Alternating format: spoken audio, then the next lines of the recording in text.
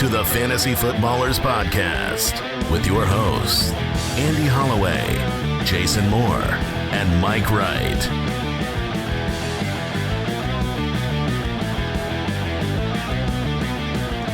Oh, welcome in.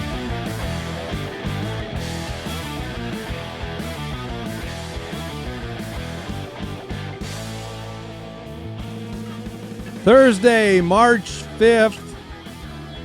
Very special episode for you today. Excited to have you with us, Andy, Mike, and Jason, the Fantasy Footballers. Back with you, Al Borland, Papa Josh, the Falcon, over there in Deucer's Alley, hanging out with us as well. 10 Things to Remember episode today. It's a big episode. We've been doing this one for quite a while, and, the season is long. The fantasy football world, the NFL, it all is changing and transforming, and trends are emerging. Always teaching.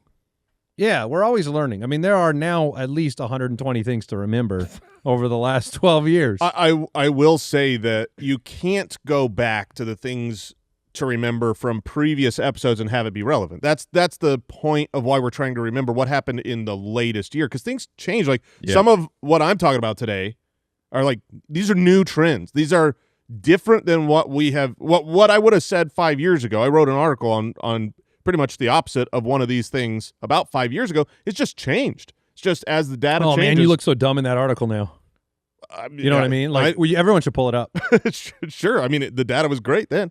No, you got to change your opinions. Things that's a big part of the show, is we always talk about staying water and adjusting your opinion. Even, like, a bonus thing to remember for us is don't get take lock in February, March, and April, because a lot of the situations you fall in love with players and you fall in love with, where somebody signs, and then the draft changes the way that their projection looks, and spring training all of a sudden, or spring training. Yeah. I got the baseball cap on today. Oh, come on, man. Training camp. No, I think I'm getting cheers out there. The people are at the spring training games. Yeah, there's a dozen people listening that are like, yeah. And no, when training camp starts, all of a sudden you're like, wow, they don't believe in that guy the way that I did 3 months ago. And we have to remember this, July, August, September. So, but it's a big show. We got 10 things to remember for 2025. Lessons learned.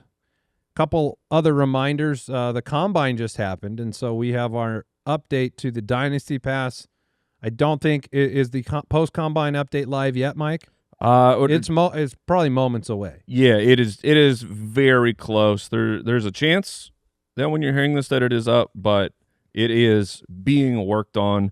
And yeah, talk to the people about the Dynasty Pass and some of the upgrades and features coming out right now. So with all this new information, we have risers and fallers. So, that article is, or not really article, just blurbs on players who's trending in certain directions. A new 3-round mock draft, which, Jason, I think you guys also did a rookie mock draft on the Dynasty Pod this week if you want even more access to that information. And then brand new this year, so this is an announcement, brand new for the Dynasty Pass.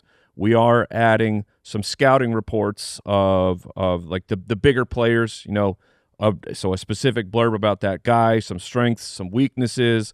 So the Dynasty Pass always getting better, but look for round 2 to be dropping very, very soon. Yeah, and all that stuff will be there essentially today or tomorrow. Yeah. I mean, it will be there, and then we have some other stuff in store that I am super excited about. Always cooking. But that's coming a little bit later. Yeah, quite a few things in that category of excited about future launches. We're always adding things to the Ultimate Draft Kit, and a reminder too, if you picked up the Ultimate Draft Kit, maybe you participated in the promo during the month of February and you were trying to get into the Listener League and you got the UDK, from basically the moment you buy it until kickoff, if you want, you can expand that purchase into an ultimate subscription as well, and we give you a prorated credit for what you purchase. So jointhefoot.com is the community if you want to do that over there. No quick question today. We got news to talk about. We got the news. Got the 10 things to remember to talk about. Let's do it. News and notes from around the league.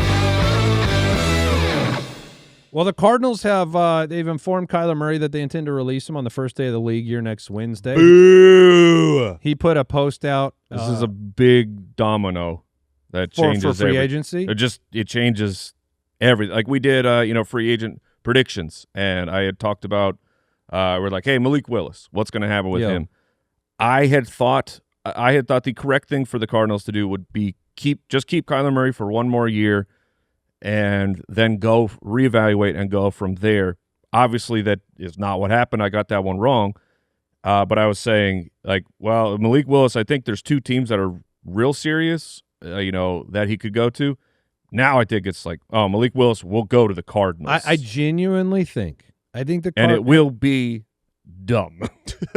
See, I'm not in that dumb. camp. I'm not in that camp. I believe that there's not going to be, and we've talked about this a lot before, if we play the fantasy football manager, the dynasty league manager, we look at Arizona and we say, we're going to plan for 2027, 2028. That's how we would build it out. Accumulate picks for those years, maybe tank and get a quarterback. That's a fantasy football manager. But there is really no patience in the NFL for almost any franchise. The coaching staffs, the players on the team, there just isn't. You bring in a new head coach, and I talked to you about this. We debated it. To me, it was like Michael Bidwell saying, look, we're bringing this new coach in here. I'm not going to let Kyler be the detriment to a third head coach. Yeah, you were very correct on that. Cliff, they were going to move on. It was Gannon. Now that they want a fresh, clean slate for LaFleur, I think I'm predicting it now. I believe Arizona will make 3 splashes this offseason. I think one will be the quarterback at a amount of money you guys don't like, but I like Malik Willis. I think he's a good quarterback. Is he better than Kyler Murray? I think so. By a wide margin? No, not by a wide margin. No. That's where it's a... I do not think they'll let go of Jacoby Brissett. Brissett will be there as a mentor / backup. I think they will sign Travis Etienne or a splash running back, but he seems to be the one that I'm focused on. And I think that they will make some significant move on the defensive side of the football via trade. Like, I don't know if it's Max Crosby. I don't know if it's somebody like Trey Hendrickson coming in. I think the Cardinals will make 3 splashes. None of this is me saying it will work. It is just the vibe I'm getting out of Arizona. Sure. We live here. I think there is an impatience. I think there's a focus on competing this year with LaFleur.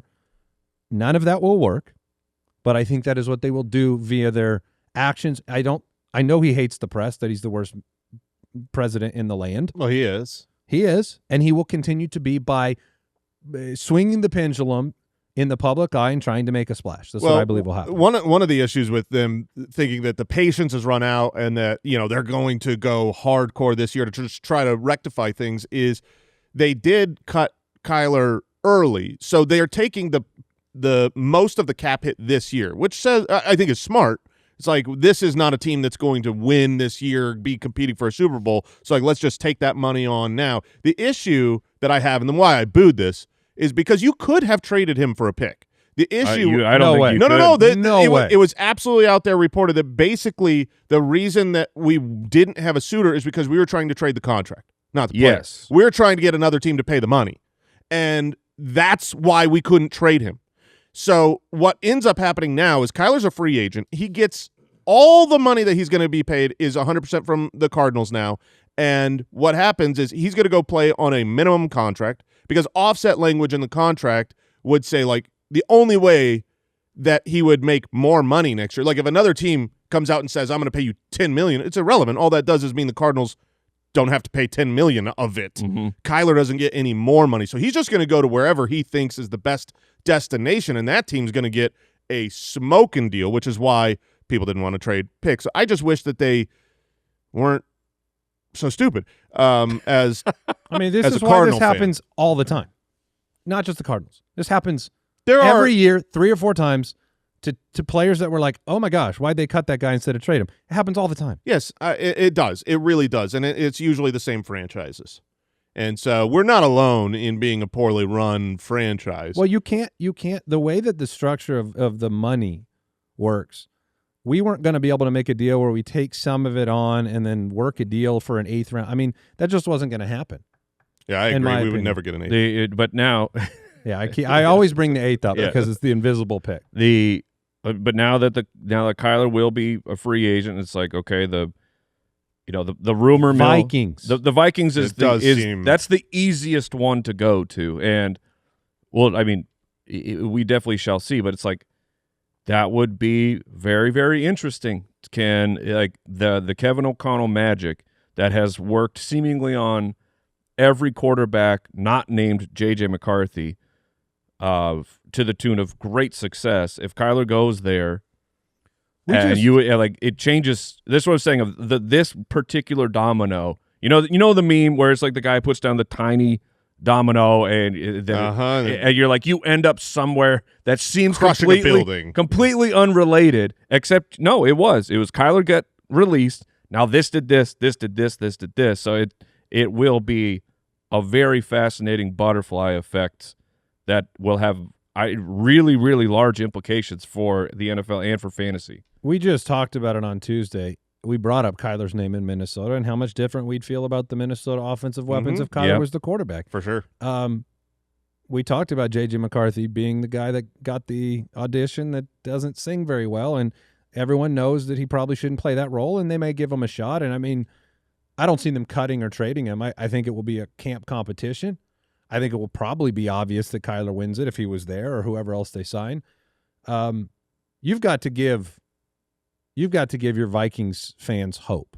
Even if you give JJ another shot, you've got to give them hope that you can make a pivot quickly in the year and fix your season. Now, McCarthy did, to his credit, win 5 consecutive games to end the year. And his final 4 games, which were not complete games, because part of the knock, you're like, dude, McCarthy just keeps getting hurt over and over and over. Maybe that was very, very bad luck for one season, or I guess 2, because he lost his entire rookie season to meniscus. But that is a factor. McCarthy did play better over those final 4 games, but I get it. I get if the Minnesota Vikings are like, that was not enough, and we're going to go with Kyler Murray, which is, these situations are so wild. Of Arizona is like, no, Kyler Murray, you are not good enough.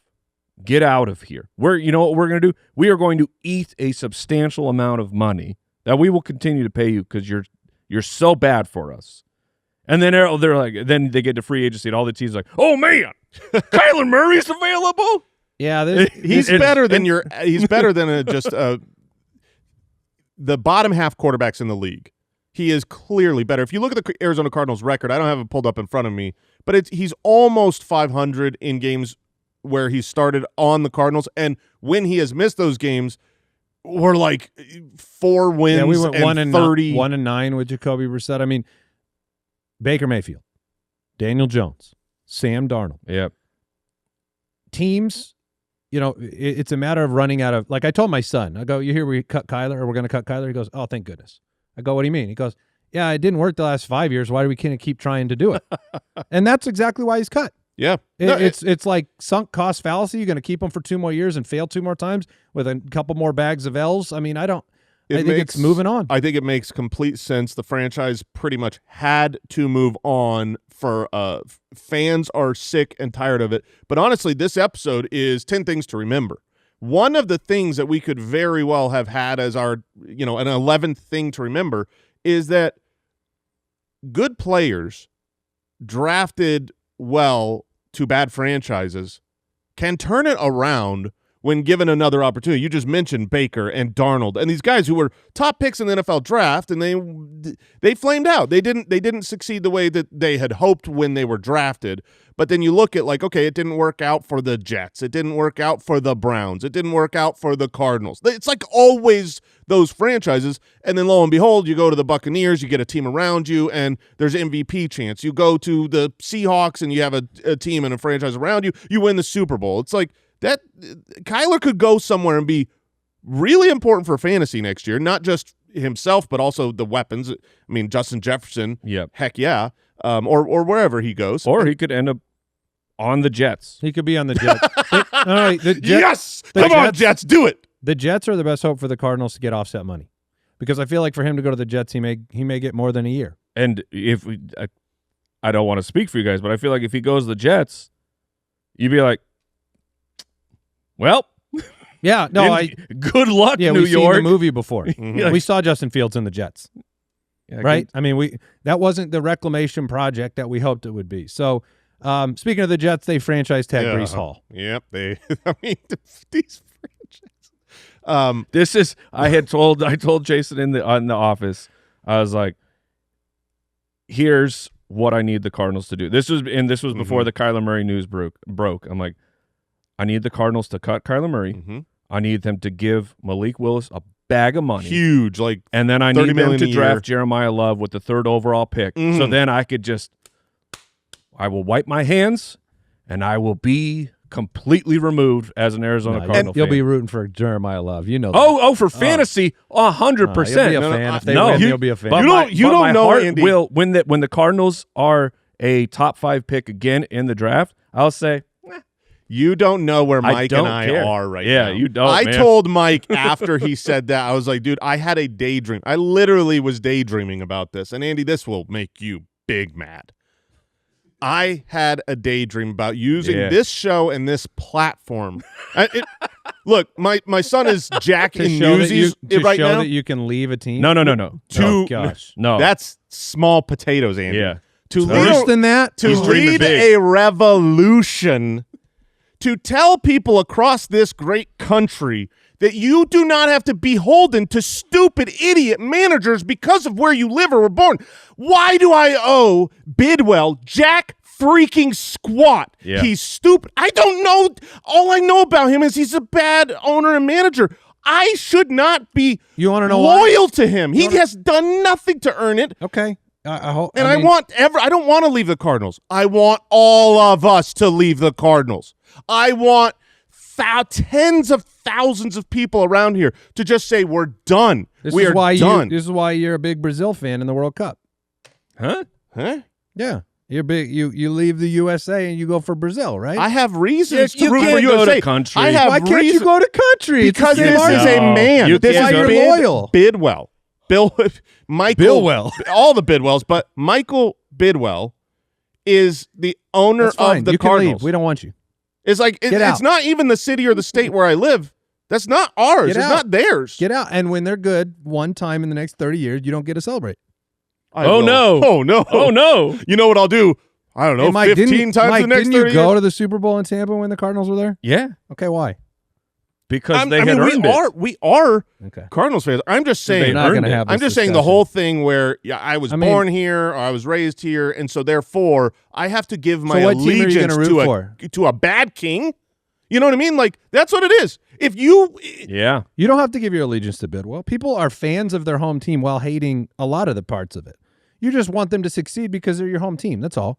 Like but we know there are very few franchises where you're proud of the every piece of the management. Of course. Very few. All teams make mistakes, and you can't just like.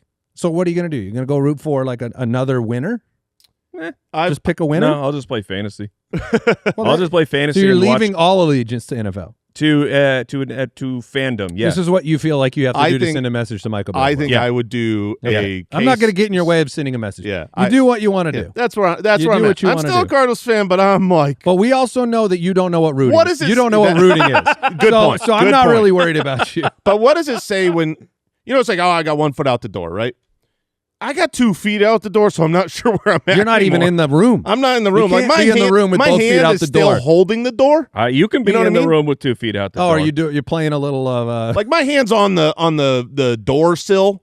I'm like leaning on the door frame, but I'm standing outside. What does Michael Bidwell have to do to like bring you sell the team?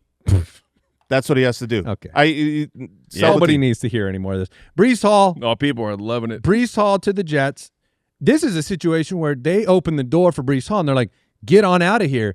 And then he tries to walk and they've chained him to the room. Mm-hmm. I mean, they hate this guy. And he's like, can't you let me leave? They say they're working on a long-term deal. Okay. This is not good for Braylon Allen dynasty managers.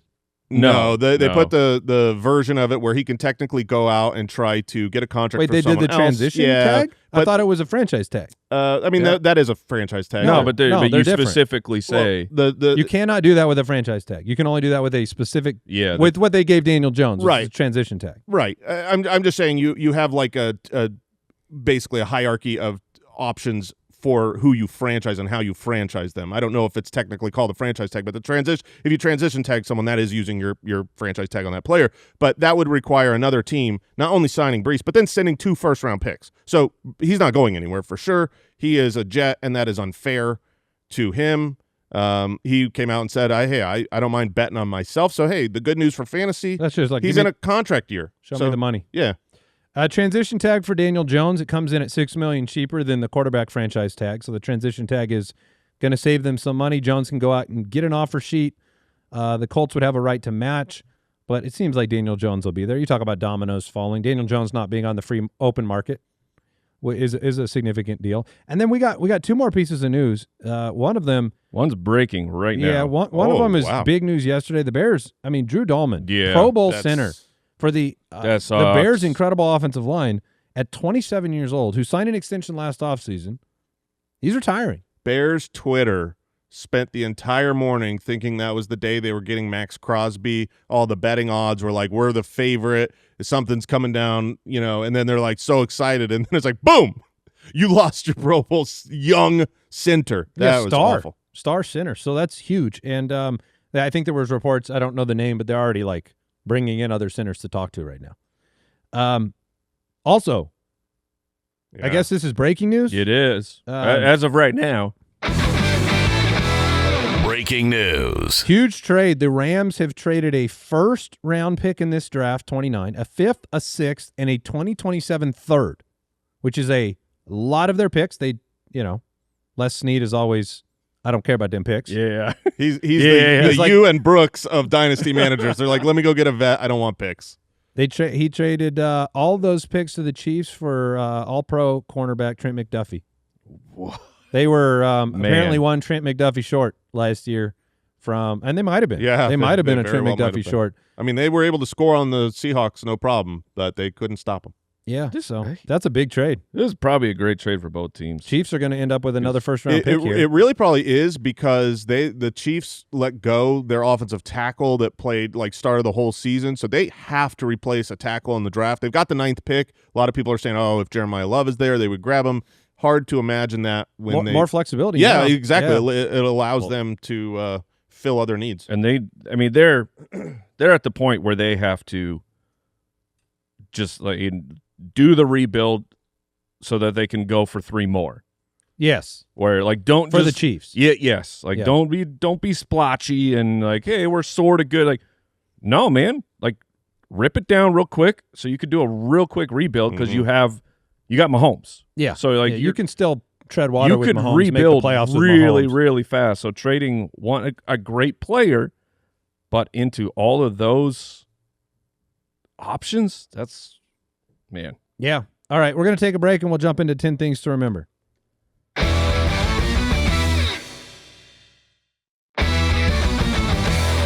All right, it's time. Big episode, 10 things to remember from 2025. Let's get into it.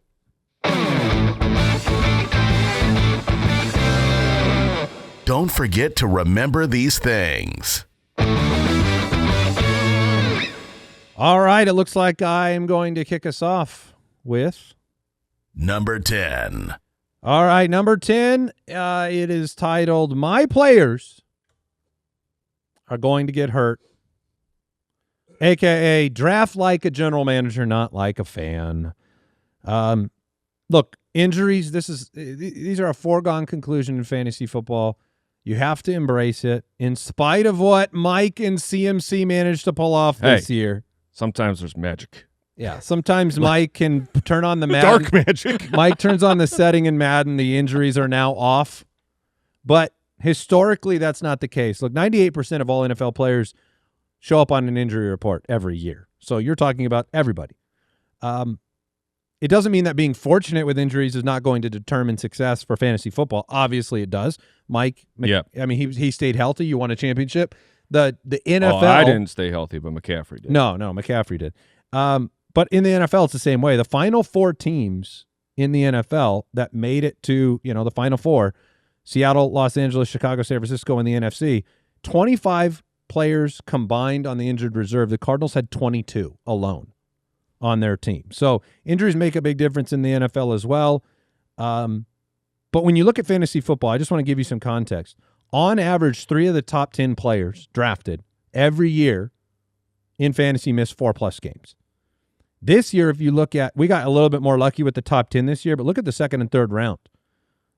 When you go beyond or outside the top 10, basically, Malik Neighbors, 13 games missed. Nico, 2. Jacobs, 2. Puka, 1. Brian Thomas, 3. Achane, 1. Drake London, 5. Bucky Irving, 7. A.J. Brown, 2. Brock Bowers, 5. Lamar Jackson, 4. It keeps going. Hampton, 8. Daniels, 10. Tyreek, 13. Kittle, 6. Those are the sequential picks in the second and third round. You need to start building your fantasy football team like a general manager does in the NFL. They are building their rosters not based on perfect health. It looks the best, right? We love it when we put the perfect starting lineup together. Yeah. And then what you'd love to be able to do on paper is build the perfect starting lineup that looks amazing, lock them in, and then spend your entire bench on upside, right?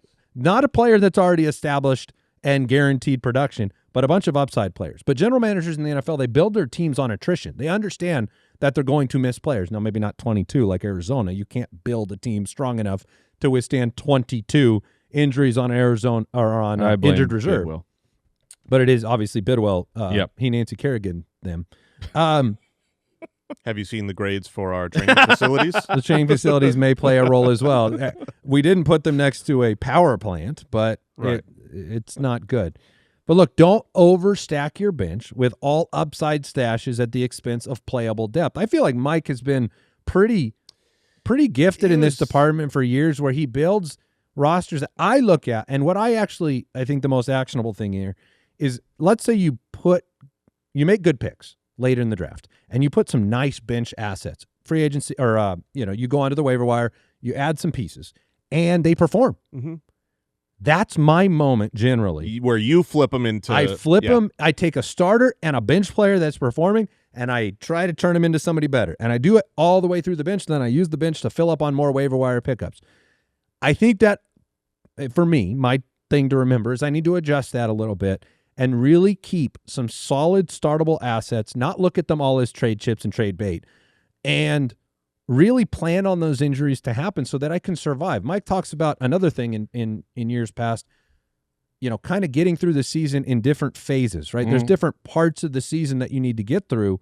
Players are going to get hurt, survive every window of the season to make the playoffs. If you want to consolidate right around the trade deadline a little bit, if that makes sense, you've survived a bunch of weeks, sure.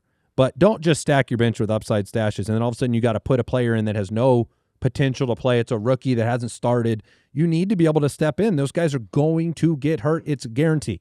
Yeah, I mean, Mike had Jalen Warren and Charbonnet just kind of resting just behind out there. it I'm like, why isn't he trading these guys? It's the, if you hear people talk about the 0 RB build, it's anti-fragile. Yeah, exactly. That's what it is. It's going on the philosophy of that these players will get stronger as the year goes on, because I know that the guys drafted in the first round they're going to miss time.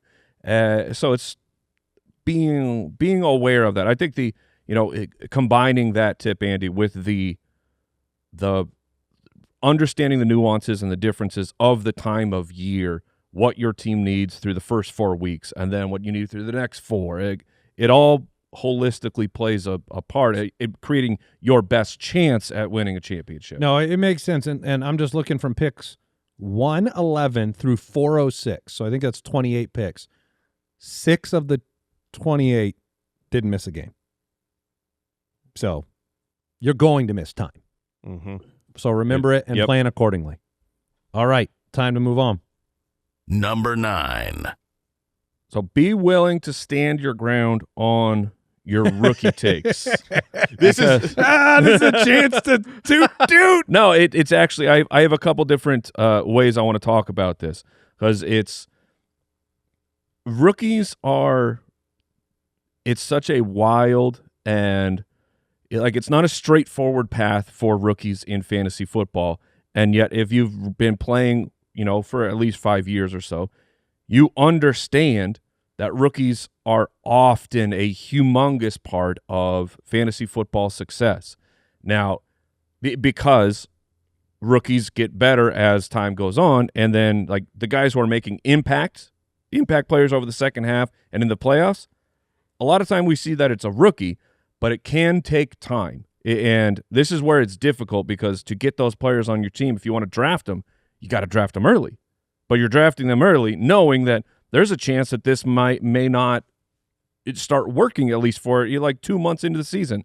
So Travion Henderson was it, through the first month of the season, it was an absolute disaster. And then through the first 2 months, a catastrophe. He was on our show docs. So week 6, we bring up like drop candidates.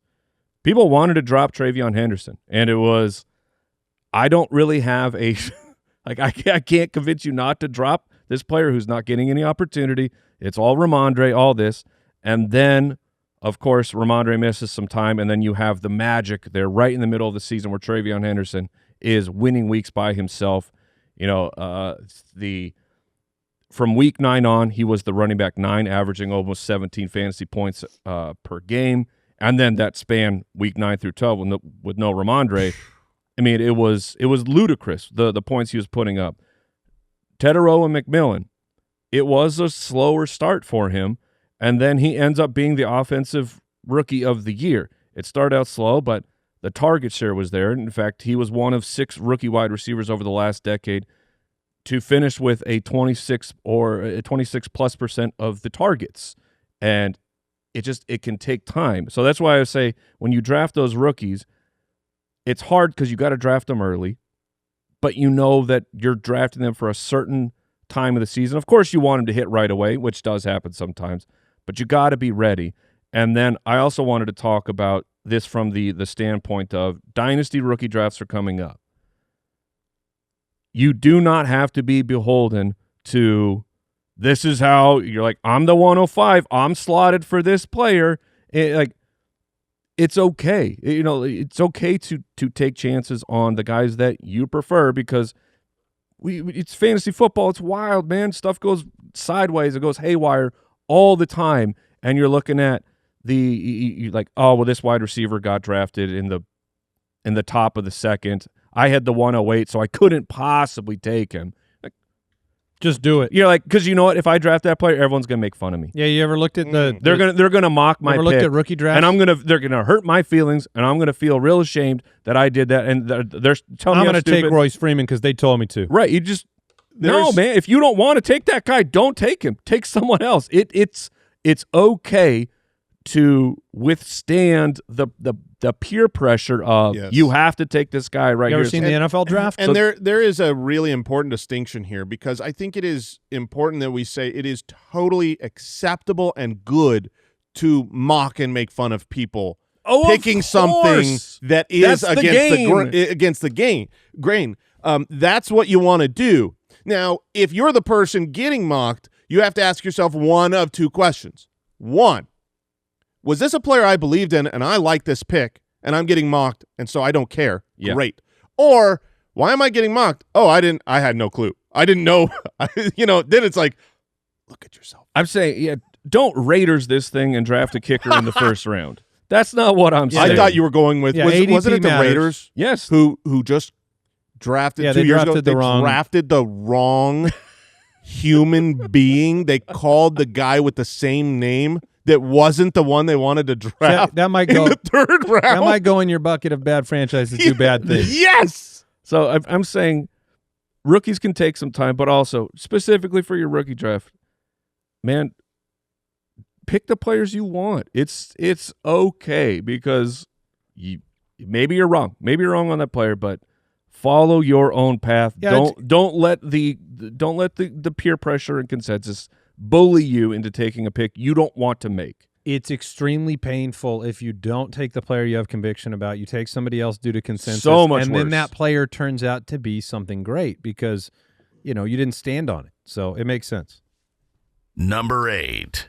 This one is a question on trends in the NFL. My question is the famous sophomore leap for wide receivers actually dead?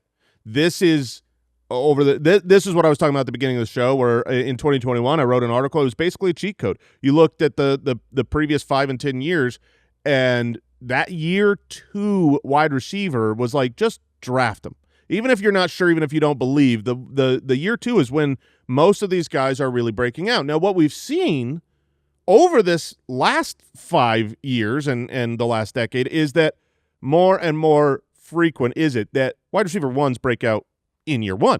The alphas come out and they get the opportunity from day 1 to just be on the field at all times.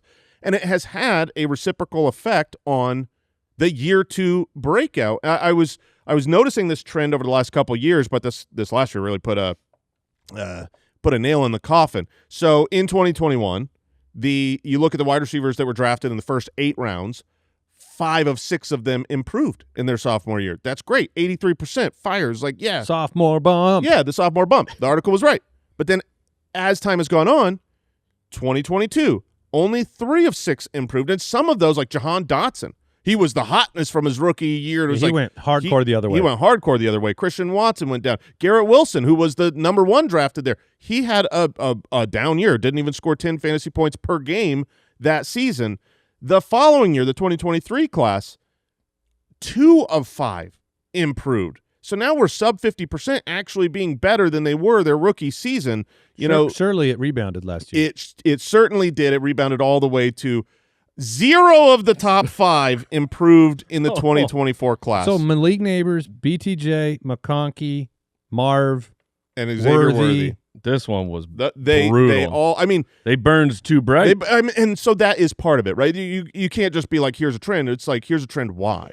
Part of it is they dominated Ladd his rookie. Yeah, exactly. They dominated rookie years. Ladd McConkey, BTJ, My and Malik Lard. Neighbors were all fantasy wide receiver ones. They were top 12 in their rookie season. So it makes sense that it's harder for them to take that step up and go. But it's happening more and more frequently. Now you look at this year, and I guess what this is to me, what I want to remember is that I have gone into old drafts, 3 years ago, 4 years ago, where even if I really didn't believe in a player, if he's a year 2 wide receiver at a place where, you're pulling the trigger. I'm just pulling the trigger. I'm just shooting on probabilities.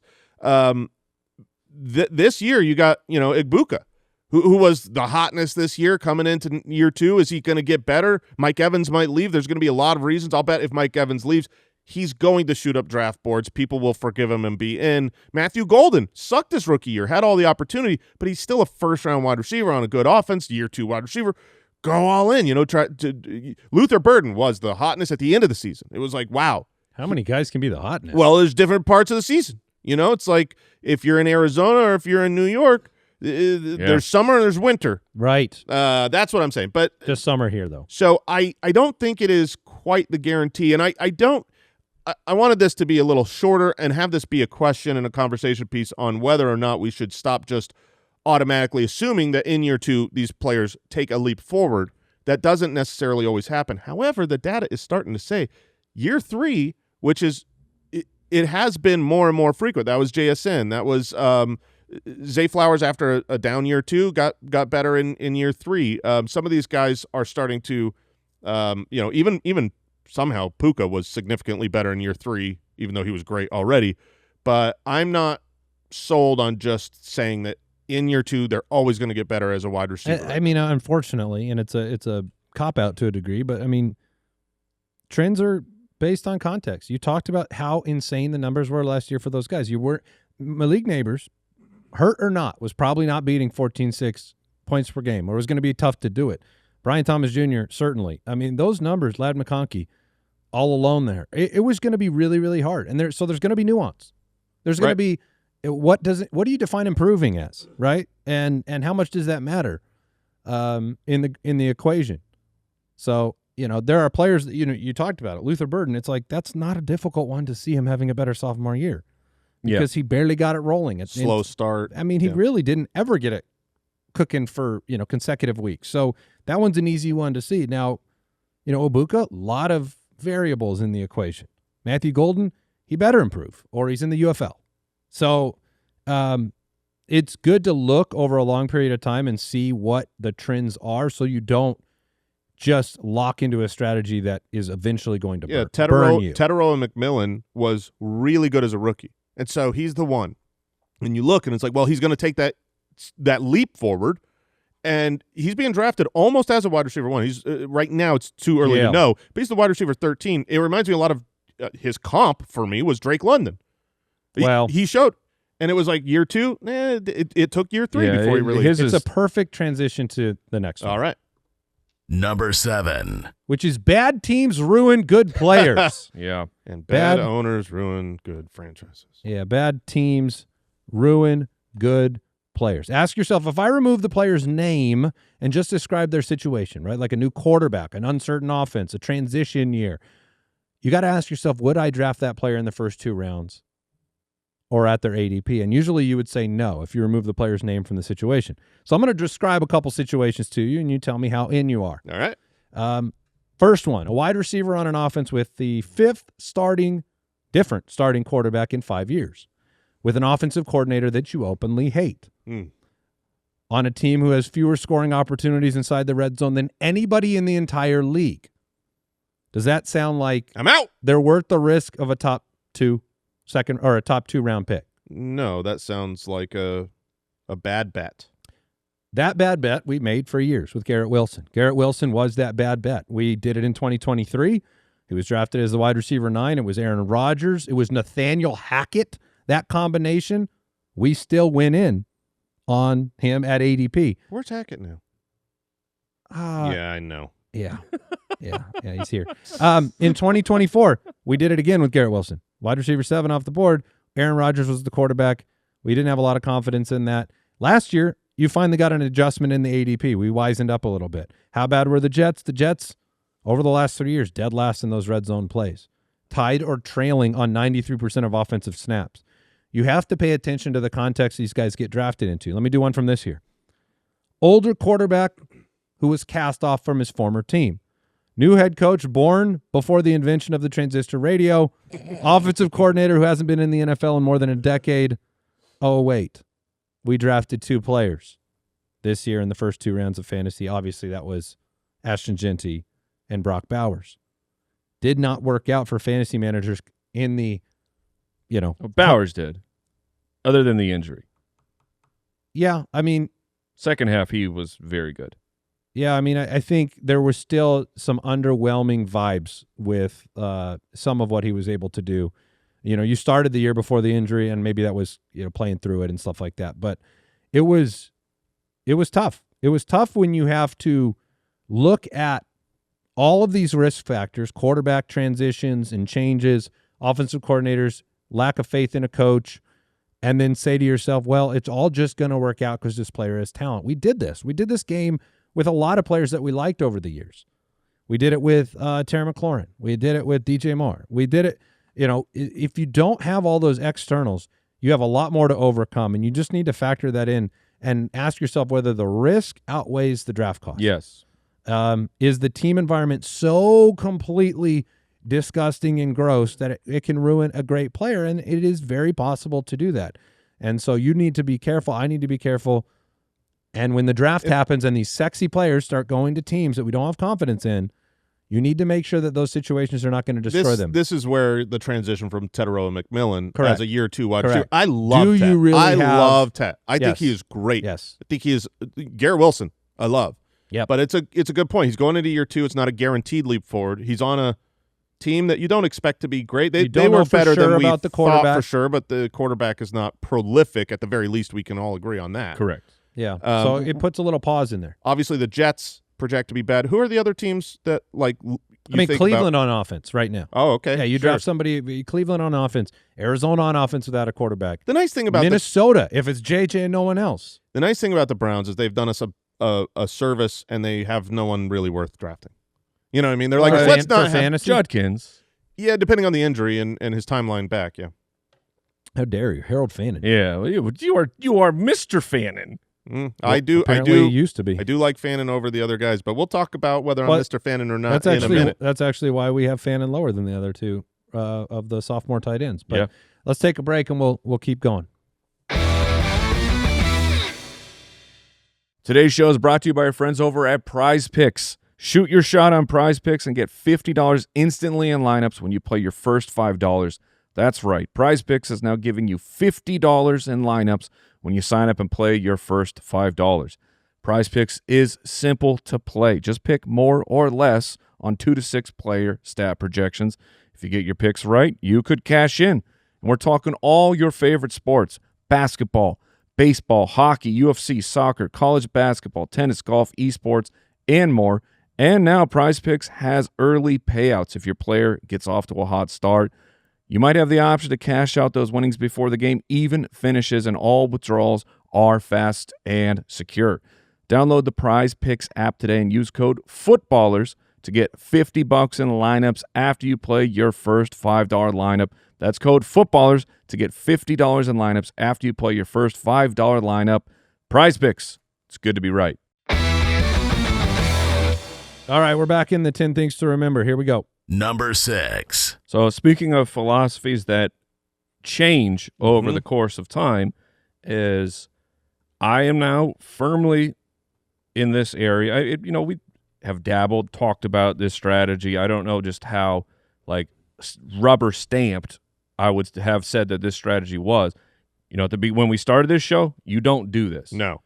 And now I'm like, you know what? When you leave your draft in a single quarterback league and you draft 2 quarterbacks, I think that's okay. I think it's not only is it okay, I think there are situations where it is in fact a very smart thing to do. You're increasing your odds of finding a difference maker for that single quarterback position. The opportunity cost is like, okay, do I hit on one of these sleeper wide receivers he's 4th on his depth chart, or it's the RB3 on a team, where we've seen great returns for that. It's a game of probability. Just always remember that for fantasy football. There is no binary black or white. Everything is gray. Everything is probability. And the way that things have gone lately, hitting on a later round quarterback where that guy becomes a potential difference maker for you, the odds keep going up every single year, where it used to be, these are the quarterbacks who will be good. We've nailed it. We know they're going to be great. But it's like this past year, you had going late Dak, Dak just always goes late. Dak always goes late, and you should just always be grabbing Dak as a second quarterback. But Caleb Williams made the jump. Drake May, almost the league MVP, was going in the 12th round as about the 18th quarterback or so. It's a strategy where it felt like a misuse of your resources, but now I think that it can be really the move that you need to go to. And I'm not talking when you've drafted Josh Allen, when you've invested heavily one of your very, very high lucrative draft picks on a quarterback. We're talking if you get a guy in the middle, why not take a player late? Because so many times now we're seeing those are the quarterbacks who are taking the jump, and they're becoming the player that it's a week-to-week thing. It does fold into the all your players get hurt situation, too. Yeah. I mean, that does happen at the quarterback position. They're not immune from it, obviously. So, but saying that that's okay, that is a transition from where we used to be. Yes, it is. For sure. Number 5. All right. This one will affect Fannin a little bit. The tight end dead zone is deader than ever. It's all of them. It's just the whole position, people. There isn't a dead zone. There's some studs, and then there's death. I don't know if everybody listening would understand what you mean by a dead zone when you talk. We've talked about RB dead zones. Mm-hmm. Maybe we should. So the tight end dead zone has, at times, it changes based on the year. But the 5th, 6th round tight ends historically have always been just terrible bets, just awful wastes of picks, and you're ruining opportunities to draft relevant players at other positions. But what I'm calling the tight end dead zone, especially this last year, is if you're not Trey McBride.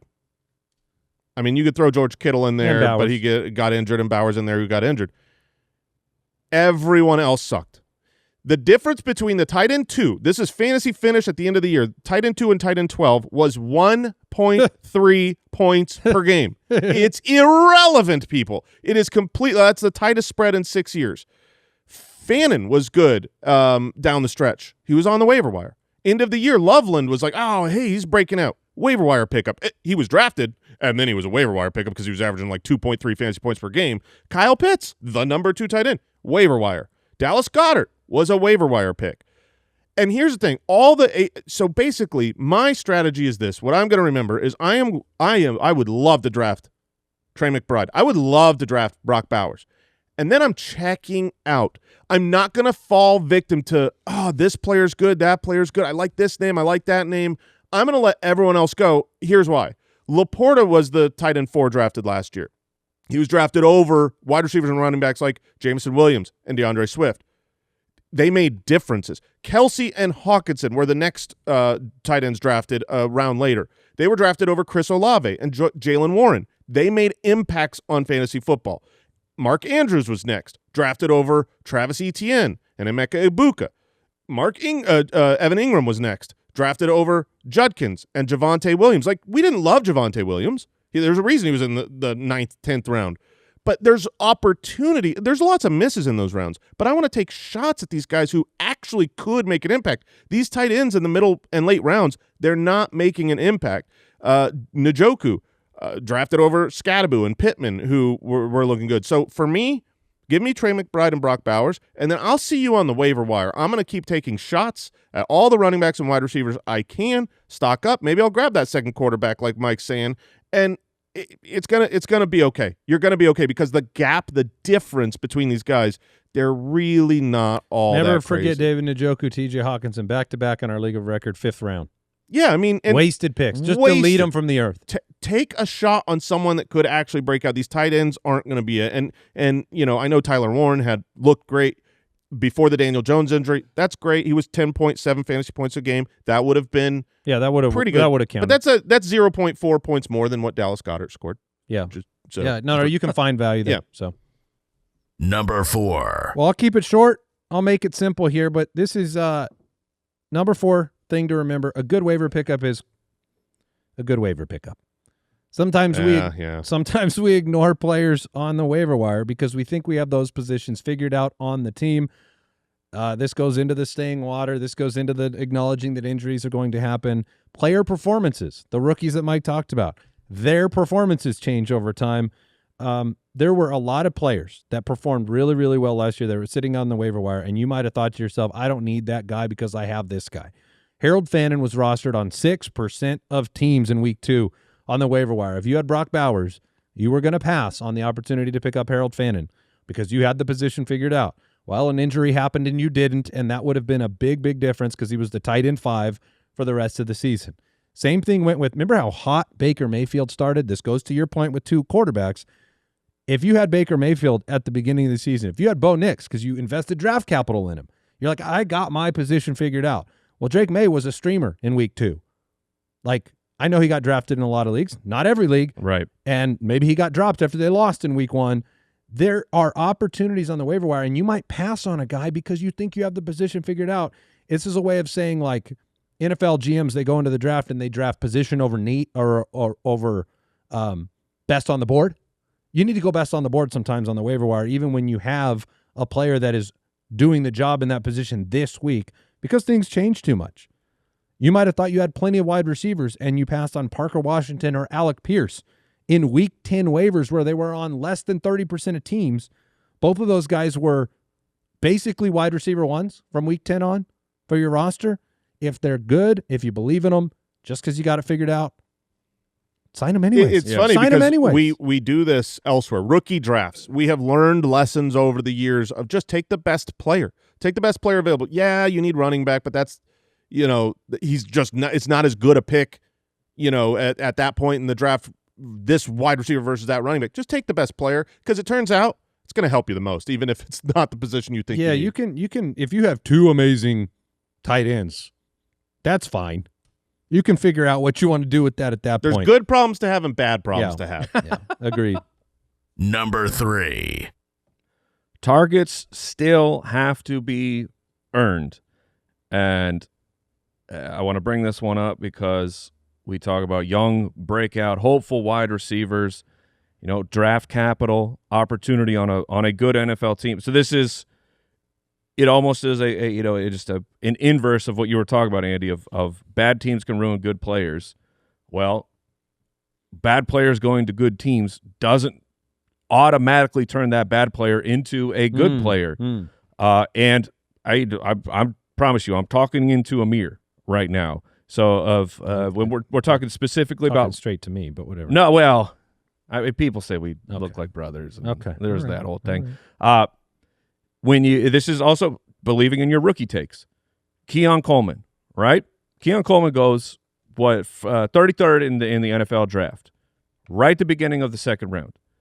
Keon Coleman wasn't a player that I particularly liked. My process didn't love him. But he went in the top of the second round to Josh Allen, and that I allowed that to completely sway where I was willing to draft Keon Coleman because, of course, this makes sense. They need a wide receiver. They have Josh Allen. Yeah. How is this? A plus B. Yeah, like Stephon Diggs is gone. We need someone to soak up targets here. Well, did Keon Coleman earn targets in college? No, he didn't. No, but now will fix it. But now it will definitely work. Like his final college season, talking to Keon Coleman, targets per route run, 23%, which that is in the 22nd percentile mark among day 2 wide receivers. As in, he was not earning targets for a second round wide receiver. And look where Keon Coleman's career has gone. It's been a complete disaster. Matthew Golden, first-round wide receiver, team that desperately needs a wide receiver, team that they don't draft. They don't draft guys in the first round, and they went in on Matthew Golden. Well, Matthew Golden certainly earned targets as a prospect, right? No. His final season, targets per route run, 17.7. That is the lowest of any first-round wide receiver over the last decade. Shocker. It has not worked. He wasn't able to earn targets in college. He's not earning targets now as a professional. Xavier Worthy, Kansas City Chiefs. Holy crap. Same exact thing. I did the same exact thing with Keon Coleman that I did with Worthy. I didn't like this player as a prospect. Like the production profile, I'm not seeing it. I'm not seeing it working. And yet, Kansas City Chiefs, Patrick Mahomes gets a first-round wide receiver. Of course it's going to work. Because, of course, he's first-round wide receiver, right? He's earning targets in college. No, 37th percentile mark for round 1 wide receivers. That's where Xavier Worthy was. And it hasn't worked out. So draft capital is incredibly important. Incredibly important. I'm so sorry, Mike. I'm so sorry. Yeah, I'm sure you had a good point. Yeah. I don't know. We've just been playing around with the bookshelf. I don't know what's going on. The bookshelf light behind you. Apparently the bookshelf was lit at one point, but it's been a while. And then I guess it turned off. And so he turned it on while you were like talking. He fixed it right mid-talk. And he walked back to his seat. And the second he sat down, it just turned off. It was just... Our set is a work in progress right now, people. Yeah, no, they're working during the show. But good points. Good points. No, good points. Good answer. Good answer. We did this with Tyreek Hill in Kansas City as well. We'll do this. We'll do the TLDR right here. If guys aren't earning targets in college, just because they go to the best quarterback or the second best quarterback in the league, does not automatically mean that player will start earning targets. They just... You need proof. You need proof. I don't care about your athletic traits. I think what is just to I agree completely. It's something to remember. I think what is difficult for fantasy players and managers is the team's confidence in that player is persuasive.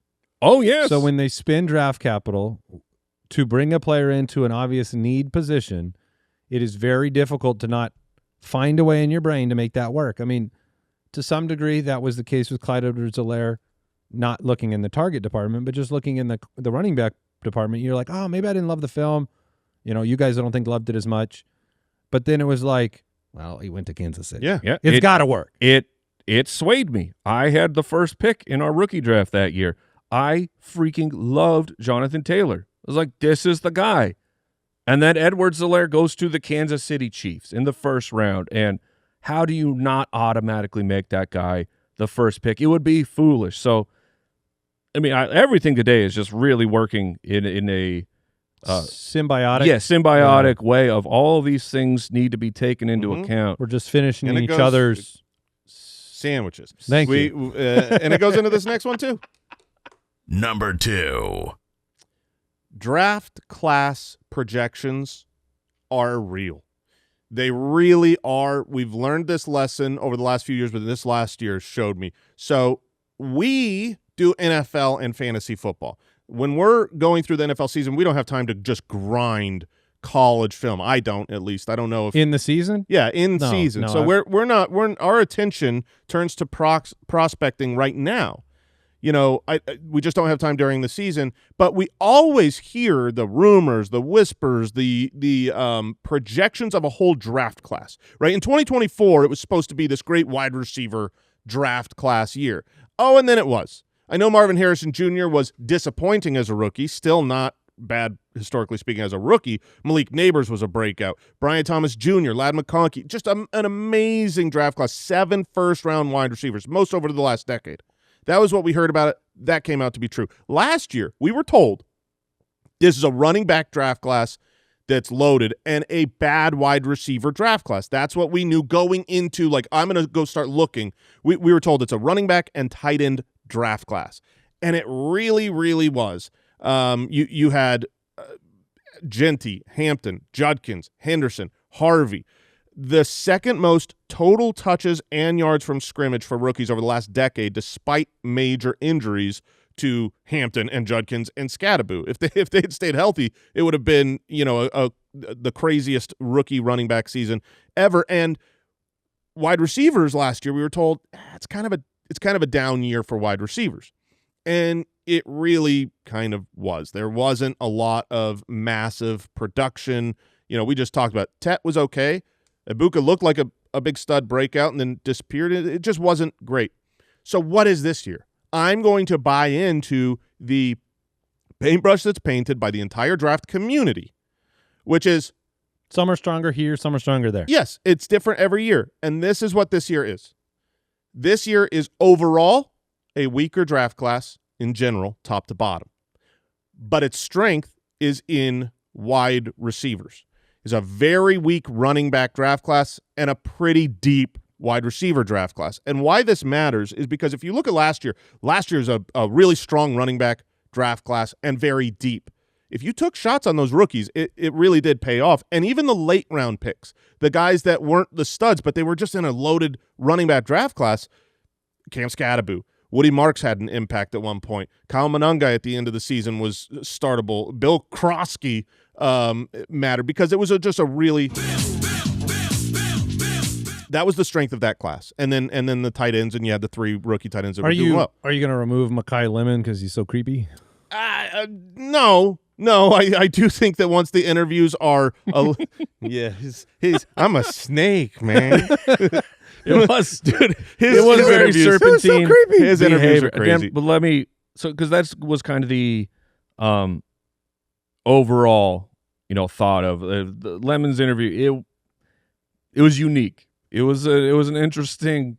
You think you're looking cool talking like this situation? Go check the tape, man.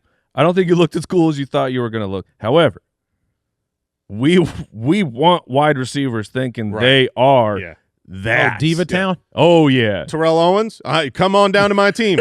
Antonio Brown, you're welcome as my starting wide receiver. Yeah, you could be crazy. I didn't interpret that as bad because I'm like, that's a guy who when he gets in the huddle, he's going to say, throw me the ball. Mm-hmm. Throw me the ball. I'm open. I'm always open. So just don't pick up my kids from school. I'm going to tease something here that this has been what I've been working on the entire offseason.